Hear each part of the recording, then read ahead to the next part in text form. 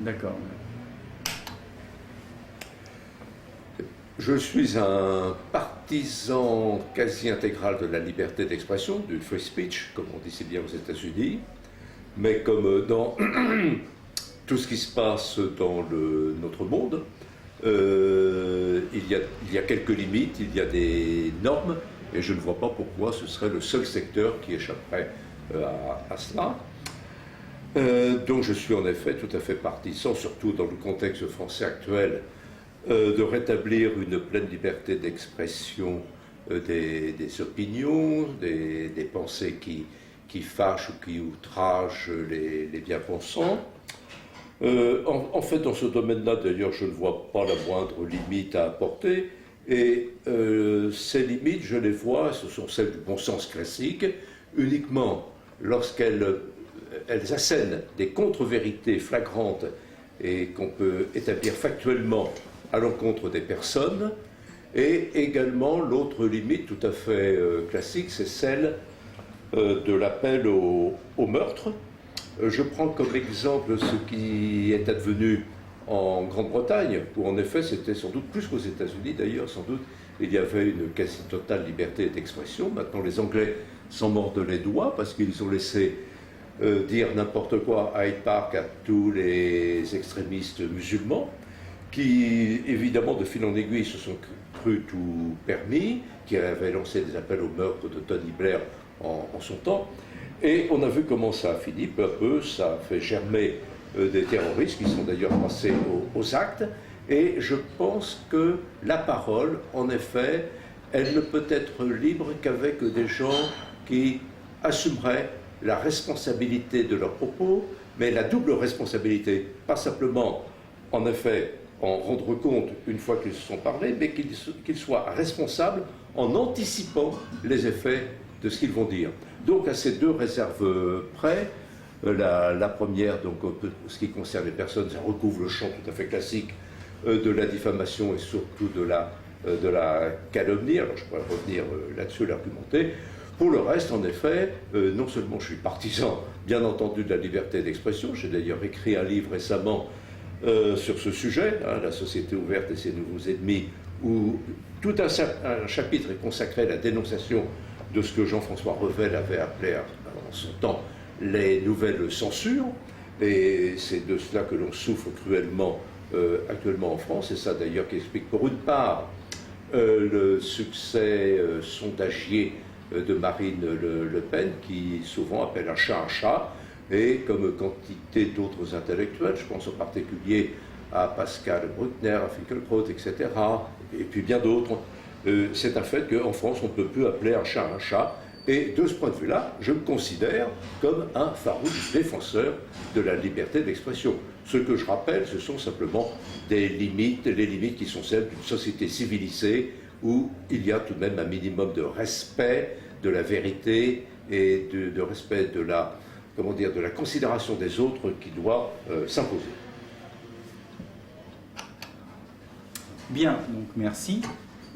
Une première remarque tout de suite pour dire que en réalité, ces sujets sont vraiment difficiles et ne conduisent pas aux résultats qu'on peut imaginer. Quand vous dites par exemple qu'il y a eu des prêches à Hyde Park et que des musulmans intégristes enflammés ont prêché ou ont préconisé des attentats ou des appels au meurtre, bon, on a eu à Paris à peu près autant d'attentats sur le moyen et long terme qu'à Londres, alors qu'on n'avait pas ce genre de prêche. Donc on voit bien que de ce point de vue-là, c'est pas forcément une interdiction qui va conduire à des débordements et c'est pas ou qui va les empêcher. Donc on voit bien qu'on est dans des situations où les politiques publiques et les règles et les lois ne sont pas forcément mécaniquement traduites par des faits. Alors sur la liberté d'expression, moi je crois qu'il faut vraiment faire le tri entre ce qui est, je dirais, l'idée collective, la position politique qui, à mon sens, doit jouir d'une parfaite et totale liberté,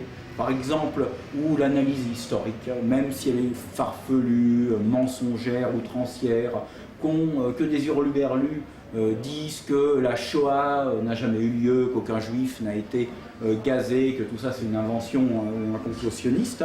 Moi j'ai mes grands-parents qui sont morts à Auschwitz, ainsi que ma cousine.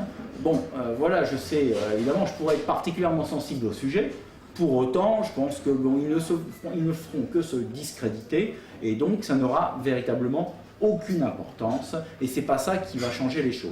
Donc je crois que tout ce qui concerne, et ça je suis vraiment, bon évidemment, très hostile à toutes les lois mémorielles du type Guesso, la loi de 90, qui a interdit de mettre en doute la Shoah, l'Holocauste, parce que, à mon sens, ça ne sert à rien, ça les fait vivre dans la paranoïa, ça conforte leur paranoïa et les thèses négationnistes dans le fond ou complotistes, donc ça me semble complètement contre-productif. Et autant donc, pour tout ce qui est idéologique et collectif, je crois que c'est une profonde erreur. C'est pas en fait l'expression d'idées générales qui a conduit Hitler à arriver au pouvoir, c'est pas, en fait c'est la crise économique des années 30 très largement, ce sont des faits objectifs et c'est pas finalement le fait d'avoir ou de ne pas avoir à l'époque stigmatisé les juifs qui a été déterminant là-dedans. Je crois que les gens essayent de se racheter une bonne conscience en interdisant la libre parole, qu'on laisse n'importe qui raconter n'importe quoi du point de vue idéologique, politique et collectif, ça ne me soucie pas, c'est pas du tout un problème. Alors ensuite, il y a les attaques individuelles contre telle ou telle personne. Par exemple, l'histoire de Galliano qui rencontre quelqu'un dans un bistrot et puis la traite de sale juive, comme il aurait pu traiter un noir de sale nègre ou de sale arabe, tout ce que vous voulez. Là, je crois que on n'est pas du tout dans la liberté d'expression au sens classique, on est dans une injure publique, voilà, qui peut éventuellement être combattue par celui qui est injurié, parce que par exemple, si quelqu'un dit voilà sale juif ou sale n'importe quoi, sale pédé, tout ce que vous voulez, eh bien il va révéler d'une certaine manière quelque chose que l'autre n'a pas forcément envie qu'on dise, mais qu'on donne sur la place publique, et donc ça va aboutir à une atteinte à sa propre intimité, à sa vie privée. Donc je crois qu'il faut partir de ce postulat-là, ne peuvent être mis en cause et sanctionnés, pas interdits, je dirais a priori, mais sanctionnés a posteriori, que l'expression d'injures individuelles quand elles mettent en cause la probité ou l'identité d'une personne qui se sent personnellement agressée et qui a les moyens ensuite de le démontrer. Donc je crois que vraiment la liberté d'expression doit être totale, à la seule réserve qu'on ne dise pas, qu'on ne profère pas effectivement des injures ou des appels au meurtre ou des accusations qui sont fondées sur des mensonges et une atteinte à des individus qui sont faits de chair et d'os et qui ont une identité. Tout ce qui en revanche relève de l'idéologie, de l'expression politique, du jugement sur tel ou tel phénomène de société, savoir par exemple si les Noirs ou les Arabes sont davantage contrôlés parce qu'ils sont plus délinquants ou pas, que ça soit faux, que ça soit vrai, eh bien on ne peut pas l'interdire. On peut évidemment dire que par exemple Zemmour s'est trompé, si on pense qu'il s'est trompé, et à ce moment-là on apporte des arguments, mais là je suis pour une liberté d'expression effectivement totale. Et c'est vraiment cette césure entre l'expression politique collective et l'injure individuelle ou l'agression individuelle que je placerai comme la bonne barrière, parce que sinon effectivement il faut quand même des limites, et pourquoi ne pas non plus admettre les coups et blessures dans ce cas-là. Mais donc j'irai un peu plus loin que vous encore dans la défense de la liberté.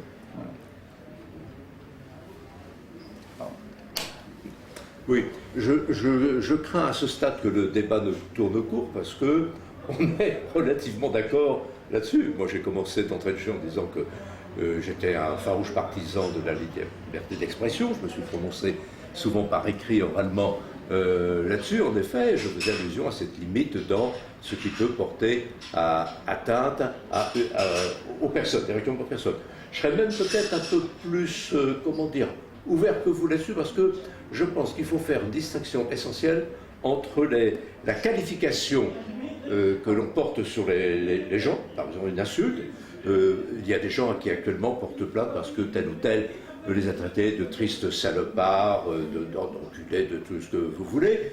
Et je pense que ça n'a pas lieu d'être. Donc une qualification d'ordre général comme ça, je pense que ça ne devrait pas être poursuivi. Et on est bien d'accord là-dessus.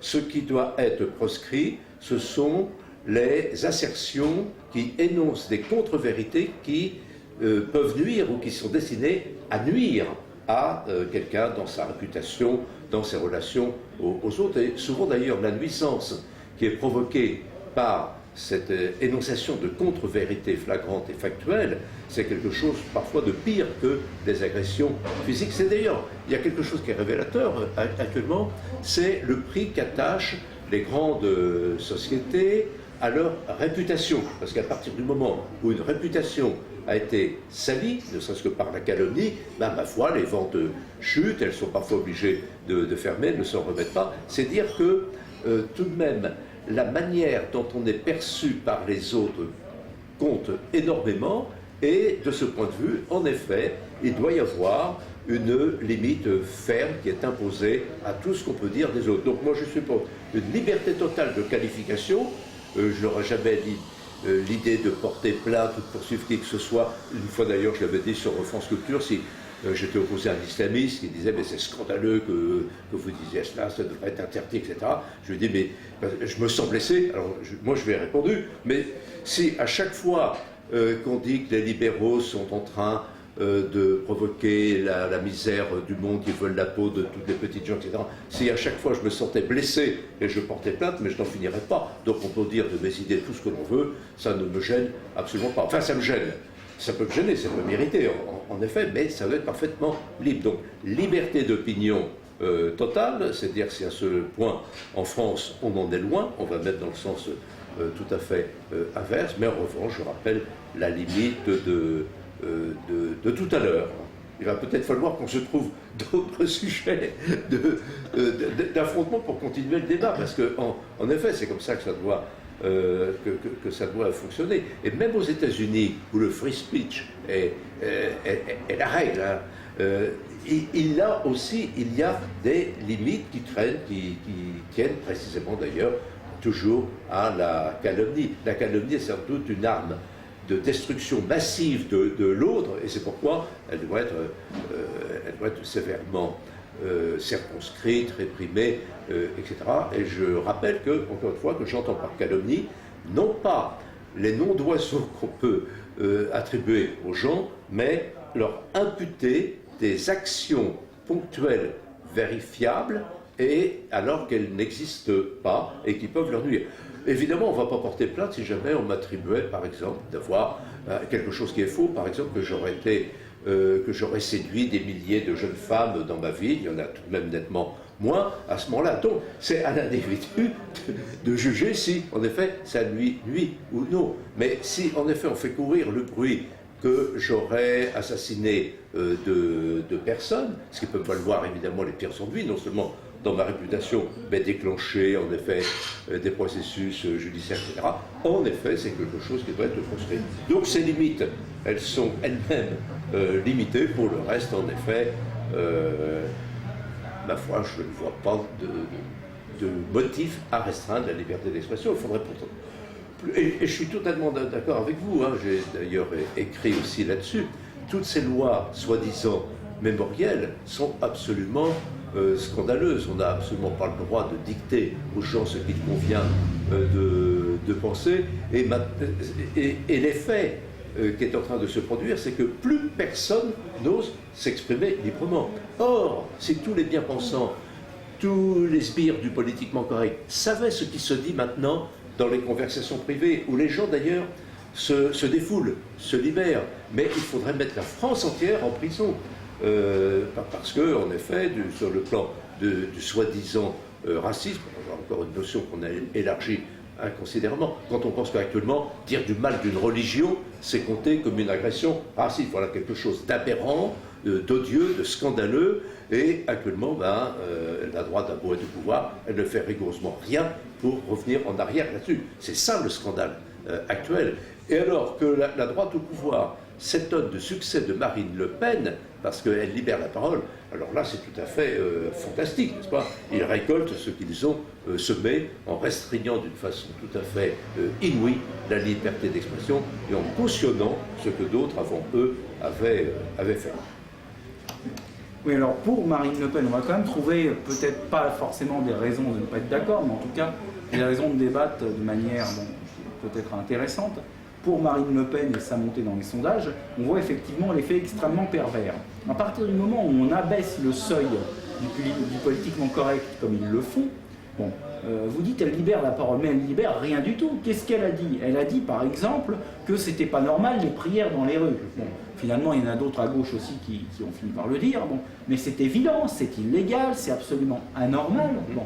Et donc ils arrivent à la faire passer, en fait à faire passer quelqu'un qui en réalité je pense reflète des choses assez extrémistes pour quelqu'un qui finalement est courageuse en réalité en ne disant que des choses qui sont légales et modérées. Vous voyez, c'est ça le vice, c'est-à-dire qu'elle passe, elle libère non pas la parole, mais elle passe pour plus proche des gens parce que simplement elle tient des discours qui sont des discours de bon sens et même des discours qui correspondent au droit, alors que les autres n'osent même plus tenir ce type de discours. C'est vrai que l'occupation permanente sans autorisation du domaine public toutes les semaines à Barbès, c'est quelque chose qui est illégal et qu'on tolère de manière anormale. Et donc le fait de le dire, elle joue sur du velours, c'est-à-dire qu'effectivement, ensuite, les gens vont se dire mais elle a raison, et là on ne peut rien lui reprocher, personne ne va lui faire un procès, parce que le premier qui fera un procès à Marine Le Pen pour avoir dit ça, il va le perdre puisqu'elle a raison juridiquement en plus. Donc à force de jouer à l'apprenti sorcier dans le domaine de la, justement, de la censure, eh bien ils arrivent à des situations aberrantes où quelqu'un qui en réalité véritablement une extrémiste, ou en tout cas qui est à la tête d'un parti que l'on contient beaucoup, eh bien va avoir le beau rôle, en plus en disant des choses qui ne sont pas du tout hors des clous. Donc c'est extrêmement dangereux. Pour revenir maintenant à la question fondamentale de la liberté d'expression, moi je crois que on n'a même pas besoin de loi, vous voyez. Bon, la simple répression générale de l'injure, bon, parce que c'est une forme d'agression, l'injure, eh bien, au sens le plus large, c'est-à-dire que c'est une injure, bon, qu'elle soit fondée sur des éléments raciaux, ethniques, culturels, bon, sale con, pourri, voleur, ou bon, sale juif, sale pédé, tout ce que vous voulez. Bon, pour moi, ça doit être traité de la même manière. C'est là où, en fait, le bas blesse. C'est-à-dire qu'on ne devrait pas traiter différemment une injure fondée sur un critère racial, ethnique ou autre, d'une injure quelconque. Ensuite, si vous me traitez de sale con, bon, à titre personnel, je dirais, bon, je vous sourirai. Vous en êtes un autre. Voilà, non, même pas, je dirais, bonjour monsieur, merci, bon, pourquoi pas, vous avez le droit de le penser. Bon, mais sale juif, ça reproduirait le même effet, bon, je n'irai pas porter plainte. Bon, c'est à l'individu de voir et ensuite de prouver à quel moment ce type d'injure devient une véritable agression qui peut avoir des conséquences physiques et passer à quelque chose de dangereux. Donc je crois qu'il faut supprimer évidemment toutes les lois mémorielles qui sont inutiles et même contre-productives, toutes les lois qui stigmatisent et qui sont sur la liberté d'expression la plus totale parce qu'elles ne servent à rien. Et de toute façon, ça a été fait par des gens qui veulent se dédouaner des problèmes sociaux qu'ils créent par ailleurs. Donc ils mettent sous le boisseau les problèmes sociaux et ils font des lois de ce type qui sont consensuelles pour essayer de se disculper.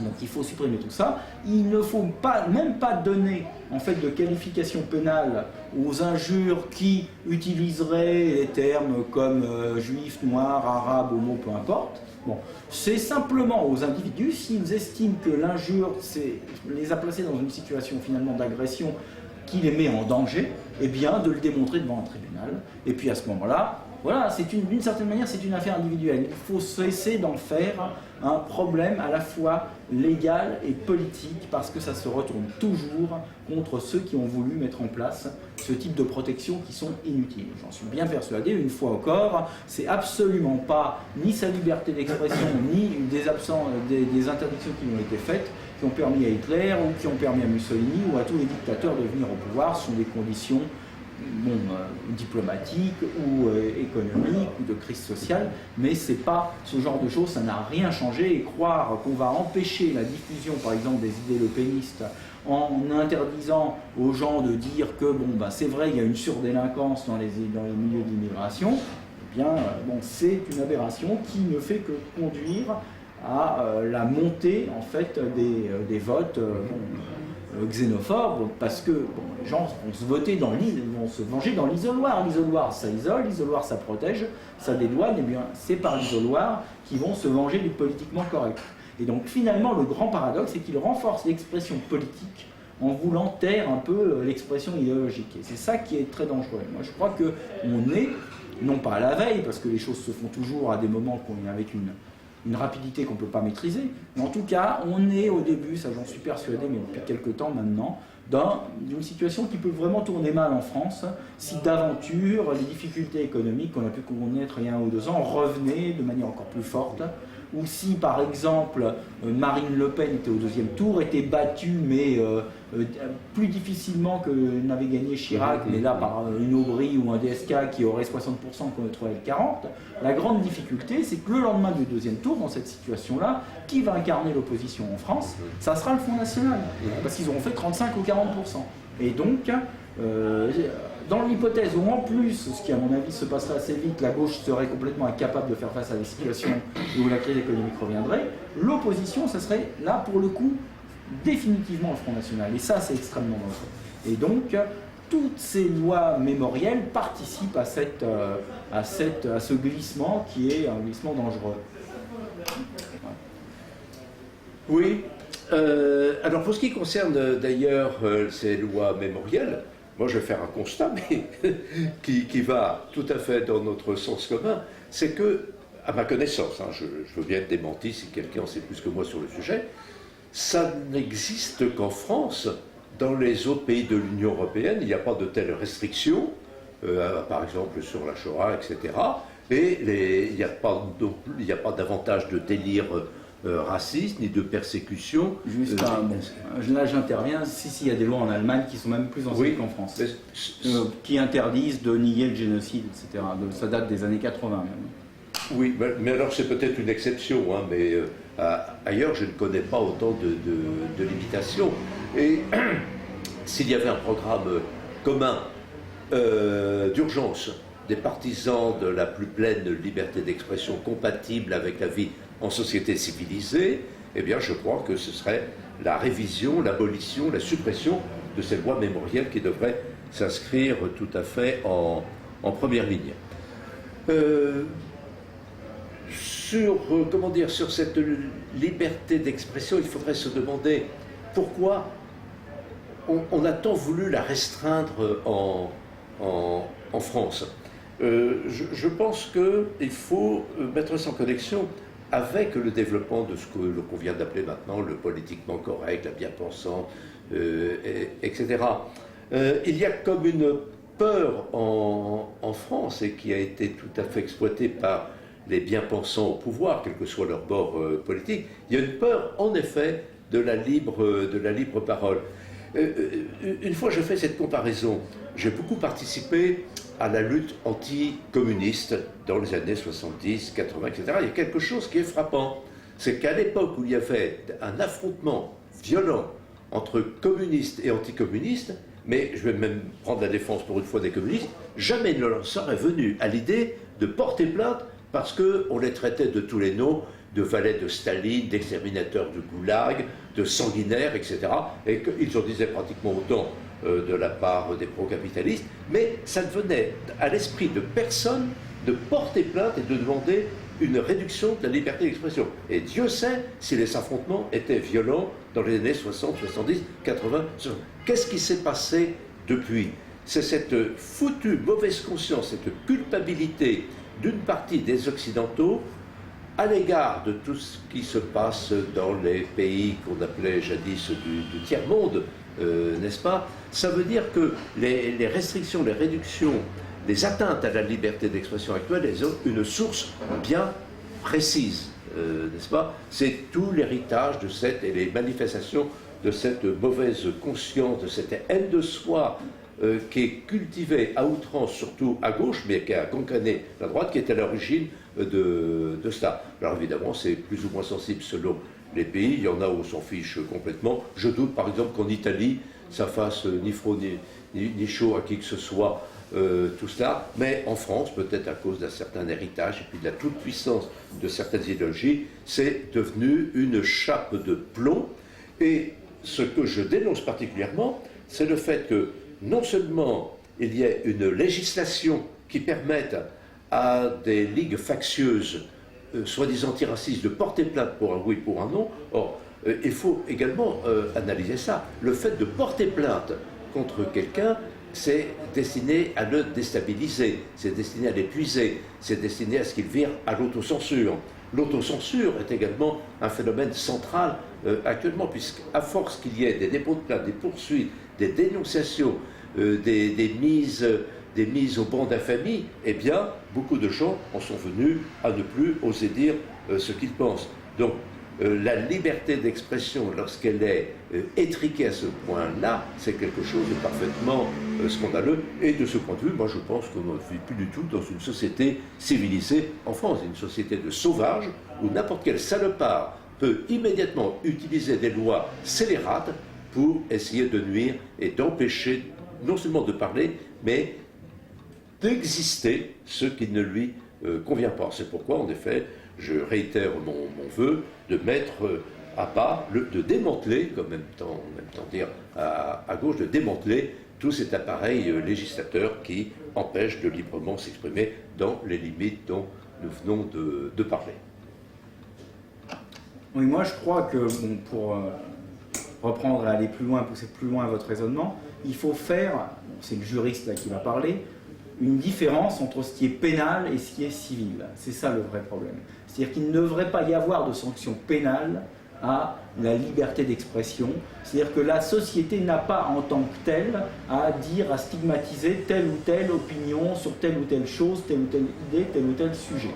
La seule limite que je vois à la liberté d'expression, c'est pas une limite ex ante, c'est-à-dire non pas empêcher les gens de parler, c'est qu'ils soient responsables des conséquences dommageables que ça peut avoir pour des individus qu'ils auraient par exemple diffamés et qui auraient du coup perdu leur femme, vu leur enfant foutre le camp parce qu'ils auraient révélé sur la place publique qu'ils s'étaient amusés à toucher, à faire du touche-pipi à telle et telle époque avec telle ou telle personne. Bon, là, effectivement, vous voyez, quand des individus vraiment ont des intérêts lésés, c'est normal que la justice puisse compenser ce type de lésion, d'atteinte à leurs droits. En revanche, il n'y a aucun motif valable pour que la société, par le biais d'actions pénales, comme le fait de porter plainte là, dans l'histoire par exemple qui a concerné Zemmour récemment, eh bien, sanctionne in abstracto l'expression d'analyses, d'idées, de théories, même si elles sont erronées, peu importe. Et donc j'irai effectivement encore plus loin que vous. Moi je crois qu'il faut faire une dissociation complète, que les individus puissent défendre leur droit à ne pas se voir diffamés quand ça présente pour eux des caractères, effectivement, ça entraîne des conséquences fâcheuses, c'est normal. À ce moment-là, bon, on s'arrêter, on pourrait effectivement considérer que si on vous casse la gueule, ou si on casse votre devanture, ou si on vous vole vos biens, et c'est, bon, également, bon, il n'y a pas de raison de pouvoir ensuite se défendre. Évidemment, si, il faut le permettre. En revanche, bon, s'il n'y a pas de raison que la société stigmatise au nom du principe de l'ordre public ou de l'intérêt général telle ou telle expression d'idée, et en plus c'est totalement inutile, contre-productif. Alors je voudrais prendre un exemple qui devrait être dans tous les esprits aujourd'hui, c'est le cas d'Internet, parce que ça montre en gros que de toute façon toutes ces lois de plus en plus seront inutiles et inefficaces. Avec la floraison complètement polycentrique de l'expression grâce à Internet, bon, n'importe qui peut émettre des opinions, ou émettre des opinions qui sont bordées par, qui respectent en apparence les lois actuelles, mais faire intervenir, par exemple sur un site Internet, des lecteurs qui vont dire des choses affreuses. Alors on sait bien que normalement vous êtes responsable de ce que écrivent vos lecteurs sur votre blog, ou sur votre site, moi, bon, c'est le cas. Bon, je ne les censure jamais, même quand ils disent des choses tout à fait affreuses. Et on sait bien qu'en réalité, même si en théorie on peut être poursuivi, ça sera très difficile de le faire. Il viendra un moment ou un autre, c'est comme en Tunisie, en Libye ou partout, où ce genre de digues exploseront et où on ne pourra pas systématiquement donc censurer et condamner les gens qui, sur un site internet, auront eu des expressions d'autres personnes qui auront dit des choses qui ne correspondent pas à ces lois de censure. Donc on voit bien que ça ne marche pas, ça n'a pas marché dans le passé, c'est pas ça qui a empêché le fascisme ou le communisme de se répandre et se développer, c'est pas ça qui l'empêchera dans le futur. Là, il faut considérer finalement que c'est un droit matériel, c'est un droit réel, comme on dit en droit, que la réputation, par exemple, ou que la sauvegarde de sa vie privée. Si quelqu'un dit ou fait des choses qui mettent à mal ce droit, eh bien, il y a des sanctions civiles, mais pas de sanctions pénales, et la société n'a pas à intervenir là-dedans. Il faut laisser ça aux juges et à des parties qui sont placées sur un pied d'égalité. Je ne vois pas pourquoi il ne devrait pas y avoir de sanctions pénales, de même qu'il y a des sanctions pénales lorsqu'il y a atteinte physique. Ou alors à ce moment-là, est-ce que tout est réduit à justement le seul droit civil? Donc là, je suis en désaccord, je pense qu'il doit y avoir... Alors je suis d'accord avec le fait que ça doit intervenir... à être en désaccord. Oui, que ça doit intervenir après. Je serais peu partisan en effet de laisser en l'état toutes ces lois qui énoncent cela a priori. Mais lorsque ça passe en justice et qu'on porte plainte parce qu'on a été atteint dans sa réputation, dans sa vie privée, etc., je pense que la sanction doit être de la dernière rigueur, y compris sur le plan pénal. Il faut savoir, lorsqu'on s'arroge le droit d'agresser de façon violente, même si ce n'est que verbal, mais souvent la parole est plus violente qu'un acte physique, il faut savoir les risques que l'on prend et ceci doit être sévèrement châtié. Moi, je ne ferai pas de différence avec le reste des agressions.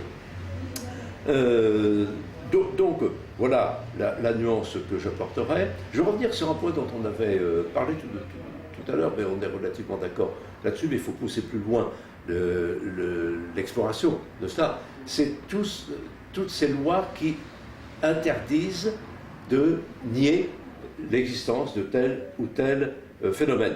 J'observe, là encore, que c'est étrangement sélectif. Je n'ai jamais vu qu'un communiste ait été poursuivi pour avoir nié l'existence du goulag. Or, le goulag vaut bien la Shoah, en nombre de personnes exterminées, torturées, etc.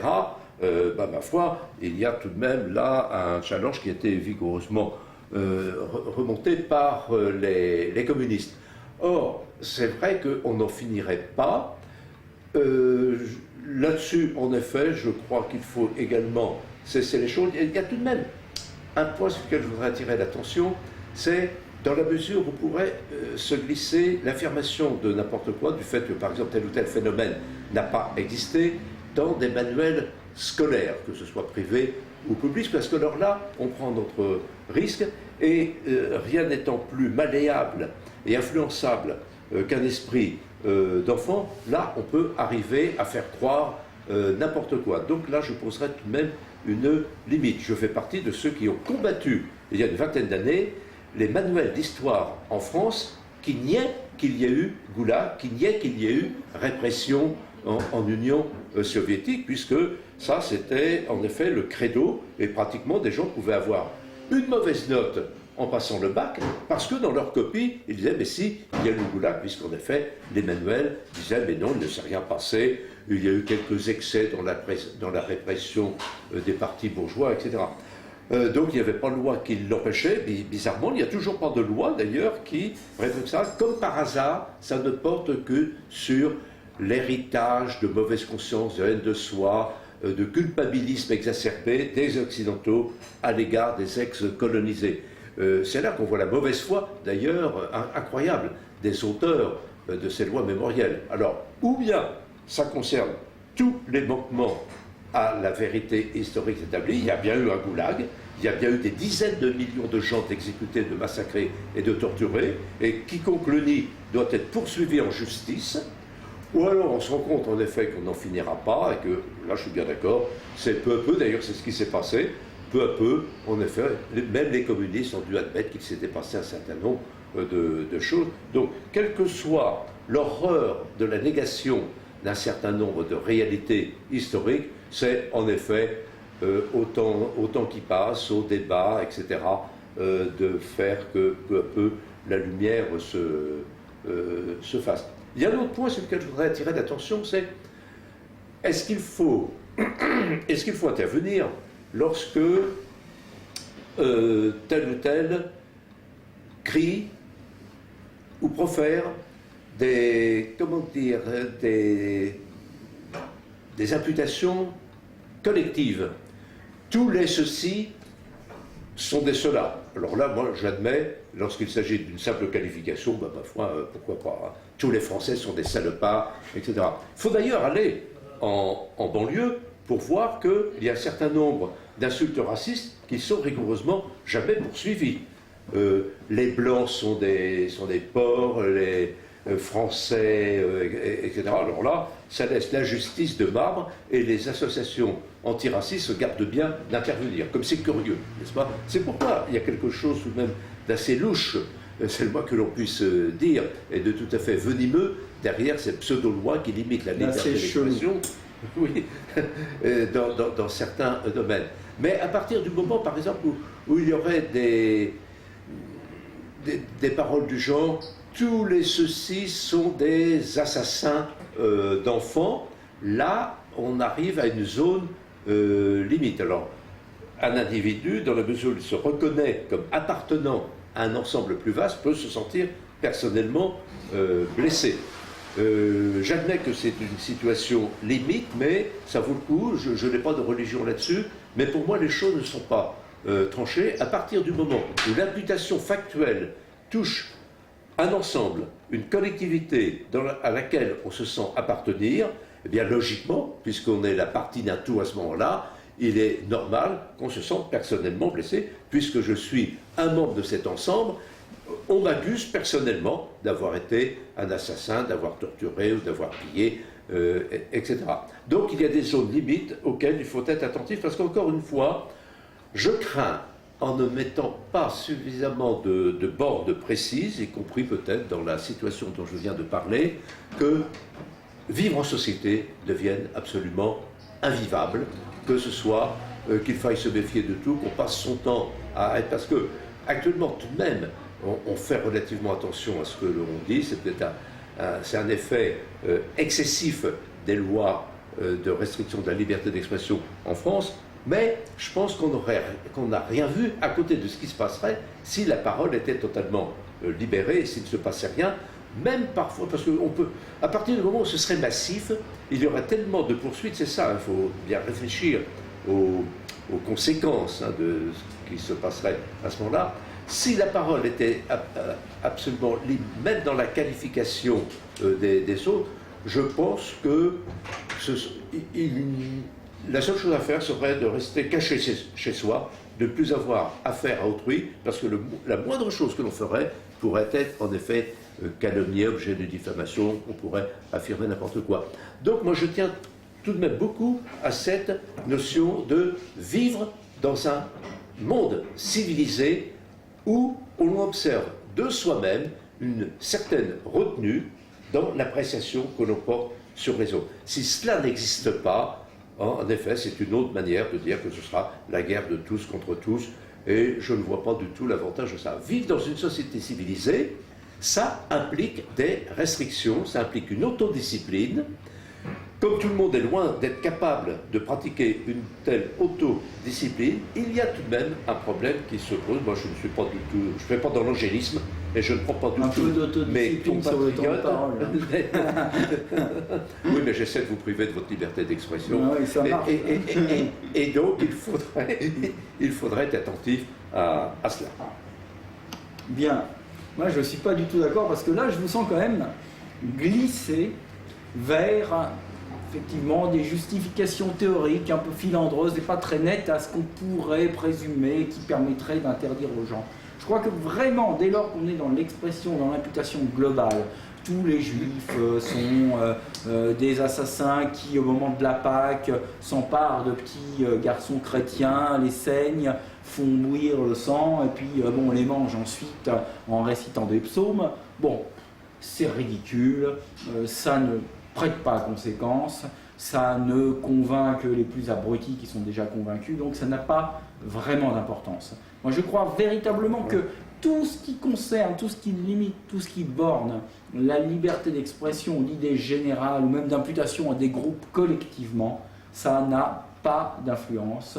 Et si ça en a, de toute façon, ben, il faut l'accepter. Ça veut dire qu'effectivement, il y a un vrai problème de cohabitation et c'est bien que les choses soient dites pour que les autres puissent aussi y répliquer parce que ça ne les empêche pas, eux, la liberté d'expression. Si elle est mal utilisée par ceux qui l'utilisent, elle peut donner lieu aussi à réplique, à riposte sur le terrain de la parole, des idées, et on peut dire que tout ça, eh bien, ce sont des petits frustrés, des petits blancs qui sont en fait des sous-merdes qui ont des vies étriquées et minables et qui se vengent du fait qu'ils ne sont pas capables d'avoir un business, par exemple, et qui n'aiment pas les juifs parce qu'ils sont plus entreprenants, enfin, que sais-je encore, n'importe quelle connerie qui pourrait être dite de l'autre côté. Et ça fait, enfin vous voyez, ça libère quelque chose, ça fait, ensuite ça porte le débat parce que le débat va monter progressivement et on se posera à ce moment-là la question, effectivement, pourquoi pas de la place des juifs dans le commerce ou dans les médias, ou du fait qu'il y a des communautés qui, parce qu'à rebours, sont trop assistées, ou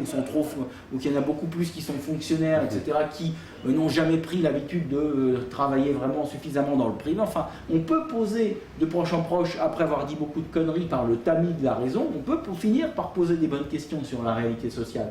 Mais si on empêche les gens, c'est le marteau pour écraser les mouches. Si on empêche les gens de proférer des absurdités, des insanités ou des stupidités, à terme, on va aboutir à assécher ce qui permet d'avoir des idées. Il ne faut pas oublier que le débat, même l'outrance, dans les dialogues de Platon, il y en a qui racontent des conneries, et puis progressivement, ils se font recadrer par Socrate ou par les autres, et puis ça aboutit à quelque chose d'intéressant. L'expression de choses outrancières peut aboutir à quelque chose d'intéressant. Et c'est comme ça, à tâtons, qu'on arrive à trouver des choses juste et vrai. Donc, je ne suis pas du tout d'accord avec vous. Tout ce qui est collectif, tout ce qui est généralité, les noirs sont des violeurs, ça n'a pas d'importance. C'est dit, ensuite, les gens vont aller chercher des statistiques, vont dire que c'est pas vrai, voilà. Et ça peut faire naître un débat. Il peut être outrancier, il peut être violent, injurieux, c'est pas grave.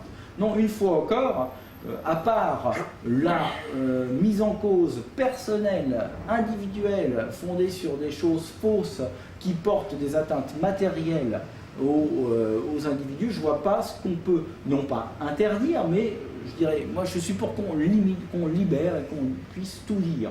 Mais en même temps, je pense aussi qu'on doit pouvoir sanctionner, effectivement, les imputations diffamatoires et qui portent des atteintes graves et concrètes aux intérêts, comme pour tout ce qui concerne en fait la mise en cause de vos biens, de vos propriétés. Et finalement, la réputation, c'est un élément de la propriété, c'est un élément, en fait, c'est un des droits de la personne. Alors, vous avez dit quelque chose, je ne me souviens plus exactement, qui me choquait un peu, avec lequel j'étais pas tout à fait en phase.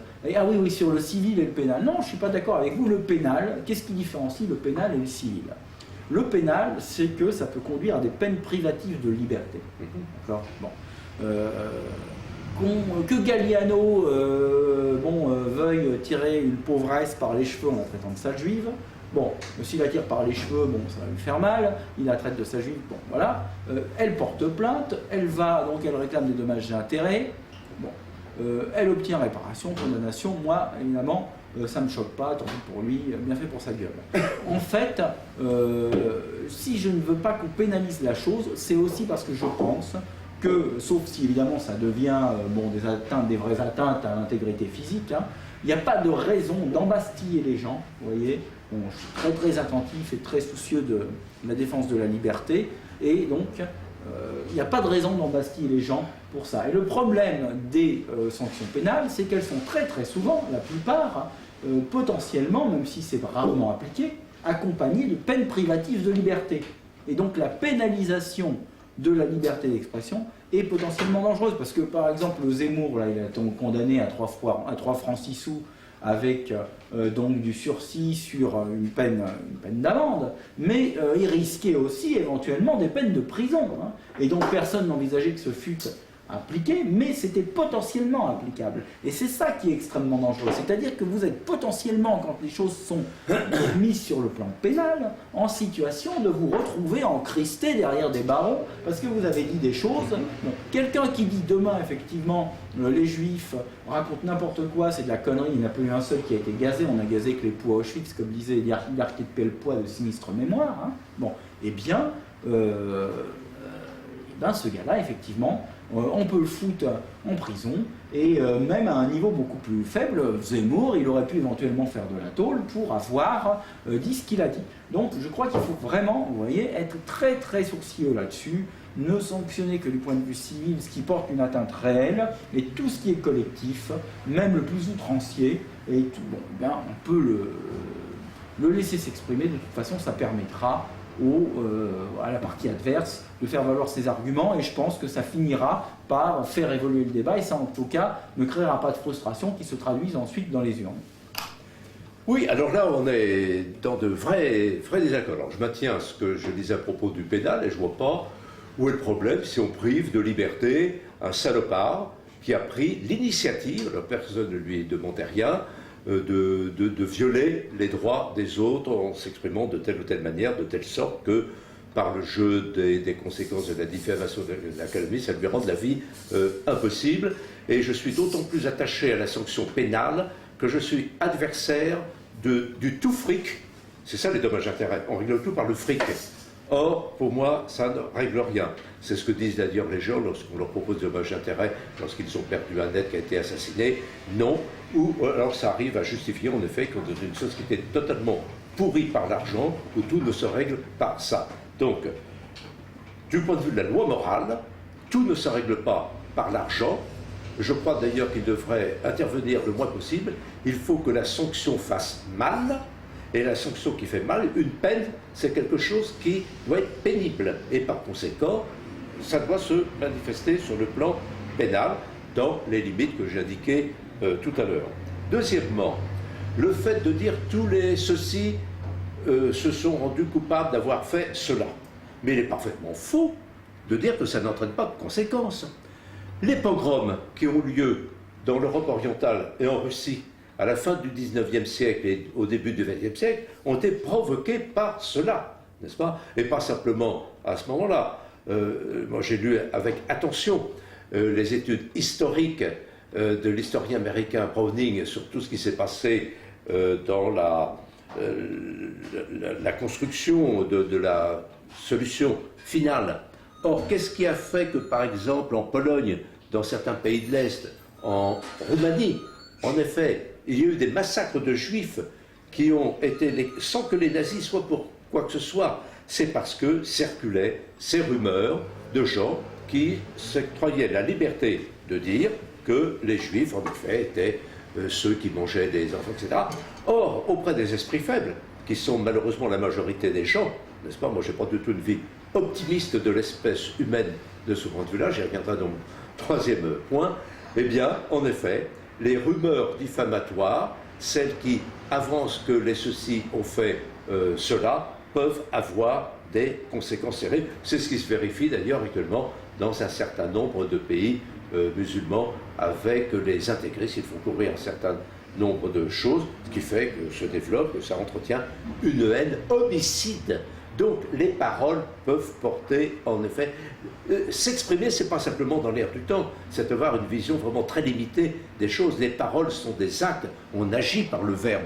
Et en effet, là encore, si l'on laisse dire n'importe quoi dans ce type d'imputation, encore une fois, je fais la différence entre les qualifications, le fait d'utiliser des adjectifs qualificatifs pour désigner telle ou telle catégorie de population. Là, en effet, pas de problème. Mais à partir du moment où, sur le plan collectif, on laisse dire n'importe quoi, je ne suis pas sûr d'ailleurs qu'il revienne aux individus de porter plainte forcément en disant bah, « moi je fais partie de tel ensemble et par conséquent je me sens personnellement atteint », mais il faut bien être conscient que, en effet, ça a des conséquences et les plus lourdes des conséquences. Voilà donc les remarques que je voulais faire sur ce plan. Alors, non, je ne suis pas du tout convaincu.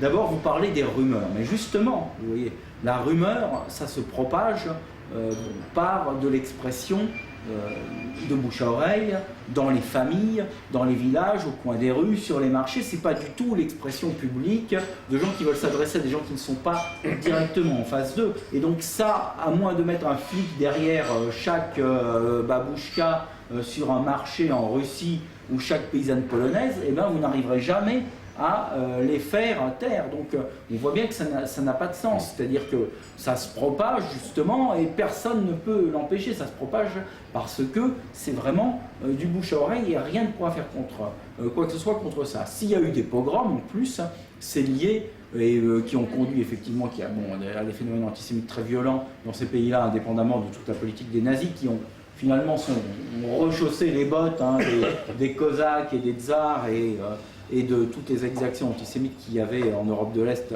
déjà bien avant eux. C'est parce qu'il y avait aussi des situations objectives où les juifs étaient parqués dans des ghettos et avaient des activités qui leur étaient interdites et du coup d'autres activités dans lesquelles ils se spécialisaient. Ils étaient à l'écart de la société, ils n'étaient pas dans les grands centres urbains d'Autriche-Hongrie, oui, mais sinon en Pologne, dans les villages polonais, ils étaient quand même à l'écart. Et ça, évidemment, a abouti à des phénomènes de ghetto et des phénomènes de violence et des phénomènes de rumeurs. Mais ça n'a rien à voir, strictement rien à voir, avec la liberté d'expression. Et c'est pas, si on avait interdit à l'époque aux abrutis, dans chaque village de Pologne, de faire circuler des rumeurs sur les juifs, d'abord il l'aurait quand même fait, c'était pas jouable, on ne pouvait pas mettre en pratique ce genre d'interdiction, et c'est pas du tout ça qui a produit les pogroms en question, et c'est qui se serait produit, même s'il y avait eu des lois pour restreindre la liberté d'expression, on est vraiment sur un terrain complètement différent. Donc je ne crois pas du tout que là, des lois qui empêchent l'expression puissent avoir le moindre effet face à ce type de phénomène. Oui, alors, une partie de ce que vous avez dit est historiquement faux. Je vais prendre deux situations que je connais bien. Alors, en Pologne, lorsque ces massacres ont eu lieu, sans d'ailleurs que forcément les nazis y étaient pour quelque chose, eh bien, c'était des gens qui étaient voisins. Il n'y avait pas les juifs d'un côté et les autres de l'autre. Ils étaient tout à fait entremêlés. C'est ça d'ailleurs qui a été l'horreur qui s'est révélée. Des gens qui se fréquentaient depuis des décennies, brusquement, les uns se sont jetés sur les autres. Donc il n'y avait pas forcément ce phénomène de parquage et de ghetto. Même chose dans une autre situation que j'ai beaucoup étudiée, à cause de mes philosophes préférés, Ayn Rand, dont les parents vivaient dans la Russie des années 1880. Dans la bourgeoisie de Saint-Pétersbourg, eh bien, les Juifs étaient tout à fait considérés comme n'importe qui d'autre. Il n'y avait pas du tout de parquage, ni de ghetto. Et ça, quand je faisais allusion, parce qu'une rumeur, en effet, il y a plusieurs types de rumeurs. Comme en France, parce qu'il y avait eu la fameuse rumeur d'Orléans il y a une trentaine d'années. Ça, en effet, on ne sait pas trop d'où ça vient et ça passe de bouche en oreille. Mais dans les phénomènes dont nous venons parler, c'était des gens qui faisaient des harangues sur la place publique et après, ça se diffusait peu à peu. Donc ces gens qui ameutent les foules en racontant n'importe quoi sur la place publique sont des criminels qui doivent être sanctionnés de façon pénale de la façon la plus dure possible. Je reviens sur un autre point que j'ai laissé passer tout à l'heure. Je reviens à mon manque d'optimisme sur l'espèce humaine. Je ne crois pas du tout que lorsque des contre-vérités sont proférées, eh bien ça se passera comme dans les dialogues de Platon. Dans les dialogues de Platon, Socrate est confronté à des interlocuteurs généralement courtois, sauf de temps en temps Alcibiade, qui est rue de l'Ébrancard, mais c'est tout. On est entre gens de bonne compagnie, entre gens intelligents. Et le verbe raisonnable de Socrate, par exemple le biais de la maïotique, arrive à convaincre des gens qui veulent bien user de la raison. Or, dans le débat avec des fanatiques, ça ne marche pas. Dans le débat avec des gens qui sont atteints de la folie idéologique, ça ne marche pas. c'est une sorte de pathologie sociale, et le dialogue avec ce genre d'individus ne donne rien. Et en général, comme ils cultivent la démagogie et la violence verbale, c'est plutôt ceux qui se comportent de façon raisonnée, qui usent d'arguments rationnels, qui ont le dessous. Donc je ne crois pas du tout à cette fable que peu à peu la vérité se ferait jour par des dialogues courtois entre gens de raison d'une part, et puis des abrutis sanguinaires et des fous idéologiques de l'autre. Allez donc dialoguer avec un intégriste islamiste actuellement pour essayer de le convaincre en effet que ceci ne se fait pas. Ben, vous serez égorgé avant d'avoir émis 3 ou 4 mots. Donc là, moi je suis d'un réalisme total, je n'ai pas la moindre illusion là-dessus. Il faut voir d'ailleurs les débats qui ont lieu dans n'importe quel domaine actuellement, ou souvent avec une parfaite mauvaise foi, ou justement sous l'effet de tel ou tel fantasme, et il y a un déni de la réalité. Malheureusement, ce n'est pas la raison qui a le dernier mot. Le faire entendre raison, c'est un long combat, perpétuellement recommencé, et une majorité de gens, ils sont peu accessibles. Donc il ne faut pas faire d'angélisme dans ce domaine-là, ni rêver. Ça ne se passe pas du tout comme ça dans la réalité. Alors, donc Serge, tu as 5 minutes de retard, et donc utilise tes 5 minutes, et après, ce sera la conclusion de 2 minutes chacun. Bien, donc je pense qu'il y a des éléments dans votre raisonnement qui ne sont pas convaincants. D'abord, qu'est-ce qui faisait effectivement que les prêches à Saint-Pétersbourg ou ailleurs ont pu aboutir, et d'ailleurs c'est pas vraiment à Saint-Pétersbourg qu'il y a eu les plus grandes exactions, bon, à des débordements? C'est aussi que déjà les communautés juives étaient quand même dans des situations d'infériorité, et qu'à ces prêches ne pouvaient pas répondre des contre-prêches ou la possibilité qui leur était donnée, vous voyez, par les mêmes moyens de s'exprimer pour dénoncer ceux qui les calomniaient.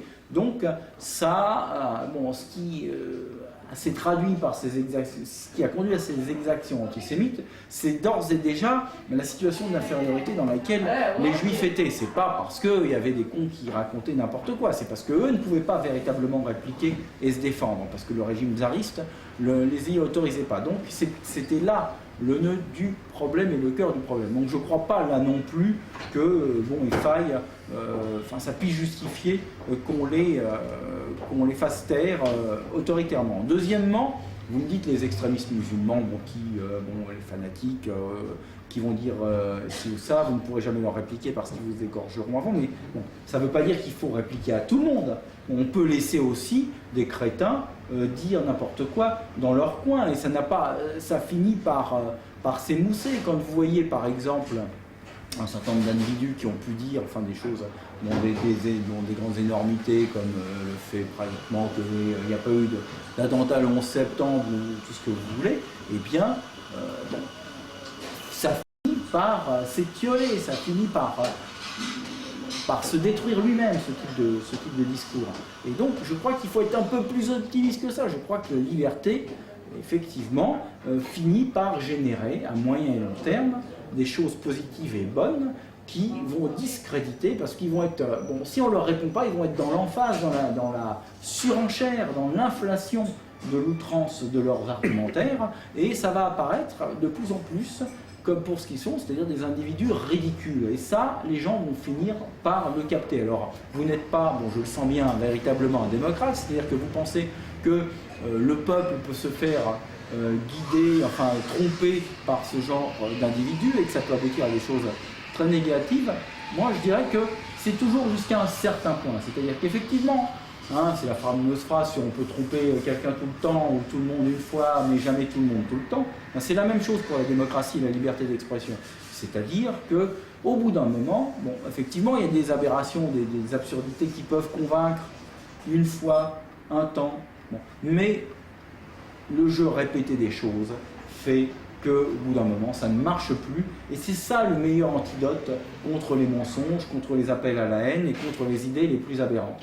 Donc là, je suis plus optimiste que vous. Je fais plus le pari effectivement de l'intelligence humaine, même si je ne suis pas naïf et absolument pas dans l'angélisme. Je crois qu'effectivement on peut, il y a des menteurs qui peuvent remporter des élections ponctuellement et même être renouvelés dans leur mandat, dans leur fonction en racontant des bobards, mais qu'à un moment ou à un autre, ils sont confrontés au réel, ils sont confrontés à leurs contradictions, ils sont confrontés à leur outrance et que ça finit en boomerang par les rattraper. Donc là, je ne suis pas du tout convaincu par ça. Je crois qu'il faut vraiment, dans tout ce qui concerne l'expression collective, faire confiance à moyen et long terme, la capacité des individus à trier le bon grain de livret et puis à se rendre compte qu'on leur a raconté n'importe quoi. Et une fois encore, ce qui a amené les extrémistes au pouvoir, ce ne sont pas des prêches, ce ne sont pas des idées qui ont galvanisé forcément des foules. Si Hitler est arrivé au pouvoir, moi je suis désolé, c'est pas parce qu'il était un tribun avant tout, c'est parce qu'il y a eu une réunion dans le bureau de Von Papen avec les grands dirigeants de l'industrie et de la banque allemande qui ont décidé de lui confier la chancellerie pour les protéger des communistes. Alors ça, évidemment, c'est quelque chose qui se dit plus et qui ne fait pas plaisir à tout le monde, mais c'est à ce moment historique précis que Hitler est arrivé au pouvoir et pas à un autre, parce qu'il était déjà dans un léger reflux électoral. Les élections qui avaient eu lieu en 1933 avaient été un léger reflux par rapport à 1932, mais il s'est trouvé qu'à un moment, la très grande bourgeoisie allemande a préféré le mettre au pouvoir. De la même manière, si Franco est arrivé au pouvoir, c'est parce qu'à un moment, il y a eu des gens à l'extérieur qui l'ont soutenu, etc., etc. Donc c'est vrai que les idées peuvent galvaniser, elles peuvent tromper un temps les plus imbéciles, mais ça n'a qu'un temps, et c'est pas ça qui constitue la véritable menace la plus grande pour la liberté des hommes. Donc je ne crois pas que finalement, en interdisant, on obtienne des vrais résultats. Je crois qu'au contraire, on se donne des satisfactions à bon compte. Je crois que c'est par exemple aujourd'hui, parce que la bourgeoisie, la grande bourgeoisie française administrative et politique a laissé complètement tomber le peuple dans la mondialisation, en les laissant finalement se démerder en faisant vivre 5 à 10 millions avec des allocations et des aides, avec le minimum vital, et puis qui se débrouillent avec le travail au noir, et les autres finalement ils s'en lavent les mains, ils s'en foutent. Je crois que c'est ça qui fait que Le Pen en fait se développe, et le lepénisme se développe. Et c'est justement parce qu'ils ne veulent pas que ce vrai problème, que cet abandon du peuple par les élites, entre guillemets, la classe dirigeante, soit véritablement au centre du débat, qu'on crée des débats artificiels, on stigmatise les opinions, où on dresse les communautés les unes contre les autres en racialisant des débats. C'est ça le vrai problème. Et donc moi, ce que je crains, c'est que toutes ces lois mémorielles, mais là on est d'accord là-dessus, mais même tout ce qui détourne l'attention des vrais sujets, eh bien, ne distrait des vrais problèmes et n'empêche de poser les bons diagnostics. Et ceux qui posent les mauvais diagnostics et qui arrivent avec les mauvaises solutions, eux, ils vont faire leur chou gras. Alors je ne sais pas si on est à peu près à égalité maintenant en temps de parole, en tout cas c'est peut-être pour vous le temps de conclure. Oui, ma conclusion sera factuelle. Premièrement, sur la propagation des idées fausses qui, soi-disant, peu à peu seraient ces idées fausses éliminées par le débat, etc. Eh bien, à propos du fameux 11 septembre, on assiste exactement à l'inverse. Au début, tout le monde se taisait. Puis peu à peu, on a vu un nombre croissant des people, exactement, de ce genre d'abrutis qui, en effet, pensent que c'est sans doute une manière de se faire mieux voir des foules gauchistes que de dire mais il s'est jamais passé quoi que ce soit d'ailleurs, ou alors si s'est passé quelque chose, ça a été organisé par le Pentagone. Et il y en a de plus en plus, n'est-ce pas? Ça progresse. Et Internet n'a pas peu fait pour répondre ce genre de conneries. Donc là, voilà quelque chose d'actuel et qui contredit ce que vous avez affirmé. Deuxièmement, j'ai été diffamé tout à l'heure, n'est-ce pas? Et je vais donc m'empresser de porter plainte, parce que je n'ai jamais dit que le peuple était susceptible d'être manipulé, etc. Donc je n'ai jamais prononcé d'ailleurs ce terme. J'ai dit un certain nombre d'esprits, et je constate d'ailleurs actuellement que les gens les plus manipulables ne sont pas dans les couches modestes, c'est les bobos, c'est la bourgeoisie intellectuelle, c'est celle-là qui absorbe sans cesse, en effet, toutes ces stupidités qui leur fait approuver les lois de répression de la véritable liberté d'expression.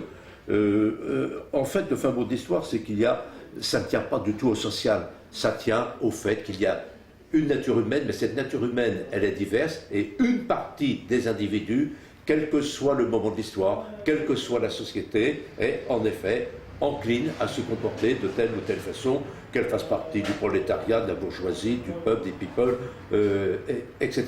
C'est là le véritable clivage.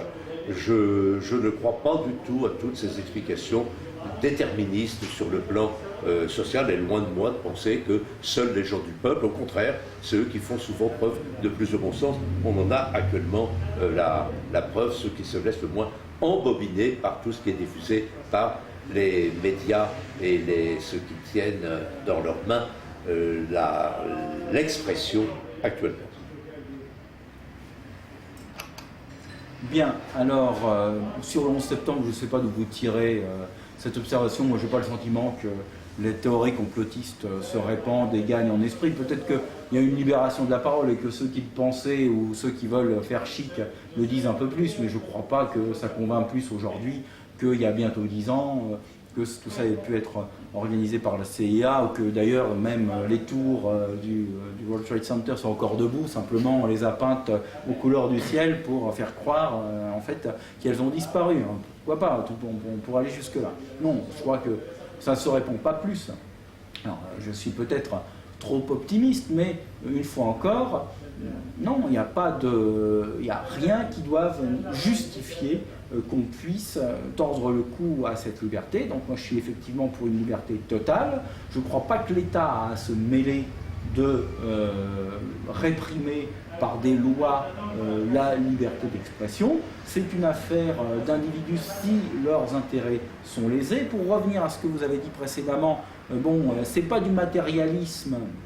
Et c'est pas tout ramener à l'argent, qui pour moi d'ailleurs n'est pas une valeur sale, que de considérer que ça peut être réparé de cette même manière-là. Parce que, vous savez, entre des peines de prison qui de toute façon ne seront pas exécutées, ou alors qui seront extrêmement symboliques, qui permettront à des gens de passer pour des héros, il ne faut pas oublier non plus que ce qui a fait de Hitler un héros, c'est au tout début le fait qu'il était condamné donc, à la prison et qu'il a passé quelques mois en tôle. Ça n'a pas duré longtemps, mais ça suffit à faire de lui un héros. Et donc, en revanche, quand vous êtes matériellement mis dans des situations inextricables parce que vous avez des huissiers aux fesses et que vous êtes constamment ramené à la dure réalité concrète des conséquences de vos affirmations diffamatoires, et bien ça, c'est beaucoup plus gênant. Et le tiroir-caisse, c'est comme ça qu'on a fait tomber Al Capone, et c'est quand même une méthode diablement efficace pour ramener les diffamateurs et les gens qui portent en fait des atteintes disproportionnées aux intérêts des autres à la raison. Donc je crois que de ce point de vue-là, c'est pas sale et au contraire c'est efficace. Et en tout cas, j'ai été heureux de constater qu'au moins sur l'essentiel on était d'accord, même s'il y a quand même des points de désaccord. Je peux ajouter deux petits points ? Rapidement. Oui, on a fait tomber Al Capone par l'argent, mais pour le mieux fourrer en prison, premièrement. Ça c'est tout de même quelque chose d'important. C'est tout de même ça qui de mon point de vue, l'emporte. Et deuxièmement, je n'ai jamais dit que c'était à l'État de mettre en prison. Dans une société civilisée, l'État n'est que l'instrument du législateur ou de la jurisprudence qui se dégage spontanément des actes de justice. Il n'en est que l'exécutant. Loin de moi de me faire dire exactement le contraire de ce que je pense. Il n'y a que dans les régimes totalitaires autoritaires que c'est l'État qui dispose et qui décide des lois. Très bien. Merci beaucoup, messieurs.